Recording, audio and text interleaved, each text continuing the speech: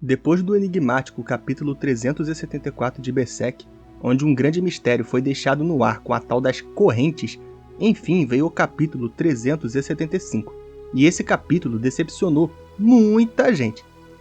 O nome do capítulo 375 é Amanhecer na Névoa Inflexível da Noite, lembrando que isso não é tradução oficial e pode estar sujeito a erros. O capítulo começa com o Syllad recitando uma espécie de profecia que foi dada pelo Daiba, e essa profecia parecia ser justamente relacionada ao Guts, já que fala sobre encontrar uma besta acorrentada em meio à névoa branca, ou alguma coisa assim. Só que o Syllad acha curioso aquele navio tá ali, já que é um navio de guerra ocidental que está sozinho no Mar Kushan. Só que esse navio estar sozinho ali é uma loucura, e não poderia estar planejando invadir. E ele observa também que não parece ser do exército do Falcão. No fim, eles só podem concluir que se tratava de refugiados. Depois disso, é mostrado o que está acontecendo dentro do navio, e para decepção de muita gente, o Guts não estava liberto, e muito menos a besta interna dele estava. Na verdade, o Guts foi capturado e jogado no chão de um jeito completamente humilhante pelos Kushans. O Ishidoro fica doido quando vê o Guts ser tratado desse jeito e fala para ele reagir, mas nada disso adianta, e o próprio Ishidoro é vandalizado pelos Kushans também. O Rickert chega até o Guts, o que chama a atenção de todo mundo, e aqui é dado um foco especial no Puck. O Rickert mostra o rosto e tenta falar com o Guts, mas ele é completamente ignorado, de tão mal que o Guts está. O Rickert então fala com os Kushans e a galera do Guts é liberada. Enquanto o pessoal é solto, o Rickert fala que o Império Kushan está no meio de uma revolução, então os ânimos estão no limite. Lembrando que na cronologia de Berserk, não faz tanto tempo assim que o Ganishka foi morto. E como ele era o líder absoluto dos Kushans, a morte dele com certeza deixou um vácuo de poder, então deve estar rolando uma espécie de guerra interna entre eles agora, ou pelo menos alguma instabilidade política.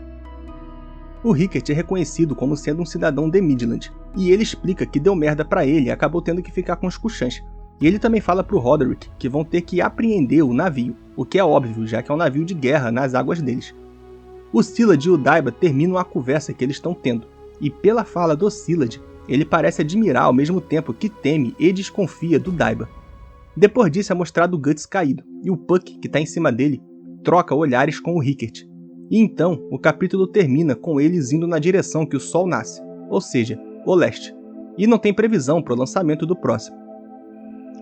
Bom, primeiro de tudo, eu quero dizer que eu sei que eu estou bem atrasado para falar desse capítulo, mas é que a vida tá corrida, é muita coisa para fazer e tá meio difícil fazer vídeos de última hora, mas eu não podia deixar de comentar esse capítulo aqui com vocês, né? E antes de eu fazer as minhas observações, vou só pedir para vocês deixarem o like no vídeo e se inscreverem no canal caso não sejam inscritos ainda. Isso é importante demais para o canal continuar. Enfim, falando do capítulo agora, para começar, eu com certeza estou entre as pessoas que ficaram decepcionadas com o fato de o Guts ter sido preso ao invés de ter se libertado e ir passar o VAP em geral. Eu com certeza queria ver o nosso espadachim negro massacrando os Kushans e botando todo mundo ali para se borrar, mas eu entendo também que ter uma luta ali acabaria prolongando mais a história, e isso é uma coisa que o pessoal deveria evitar, já que a gente sabe muito bem que eles estão continuando o Berserk só para dar um fim para a história. Caso tivesse uma luta ali, dado que o pessoal tá com um ritmo meio lento para avançar, eu acho que essa luta pegaria pelo menos uns 3 capítulos, o que na situação atual de Berserk seria prolongar demais. Então sim, eu tô um pouco decepcionado por não ter massacre no mar, mas entendo que talvez seja até melhor assim.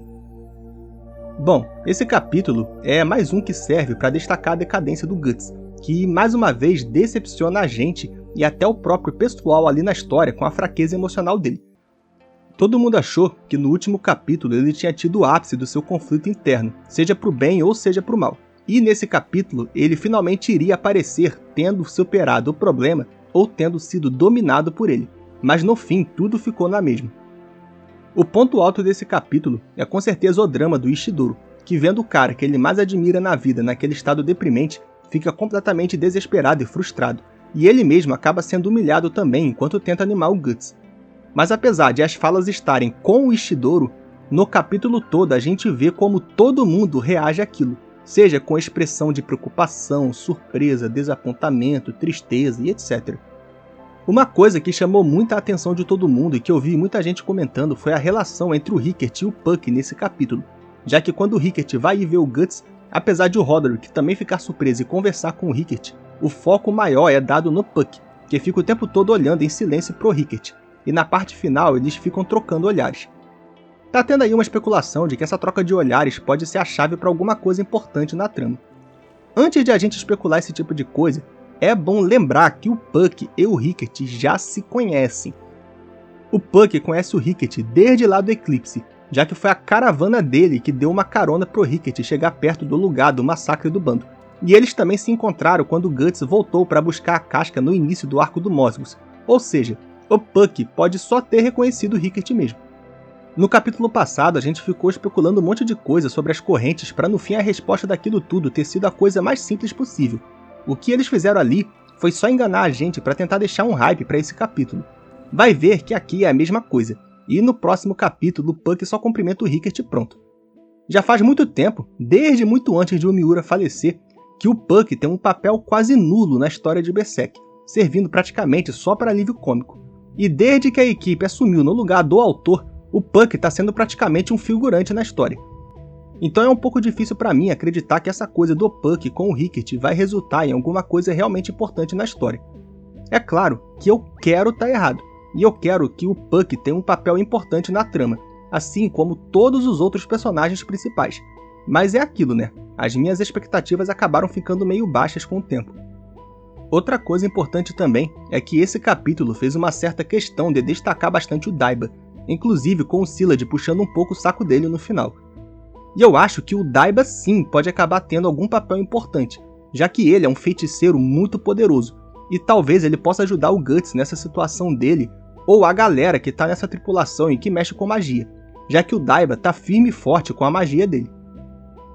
Dando uma opinião geral desse capítulo, ele pra mim foi melhor em relação ao último, já que pelo menos deu informações e interações mais concretas e interessantes pra gente.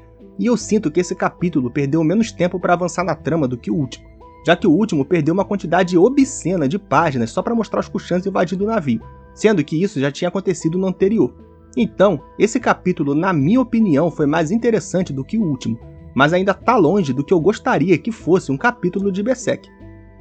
Uma coisa legal, na minha opinião, é que a cada capítulo a equipe está avançando mais no traço, e cada vez a gente vê menos desenhos que causam estranheza. E na verdade, nesse capítulo, eu não lembro de nada que foi estranho pra mim em relação ao desenho. Eu também achei legal o Ishidoro nesse capítulo. Achei que a trama dele foi realmente coerente, e senti que poderia ser mesmo uma cena feita pelo próprio Miura. Então, no geral, tá longe de ser um capítulo perfeito pra mim, mas com certeza foi muito melhor do que o último, e eu tô achando muito maneiro o jeito que eles estão progredindo no desenho. Mas agora, me fala qual é a sua opinião sobre esse capítulo 375.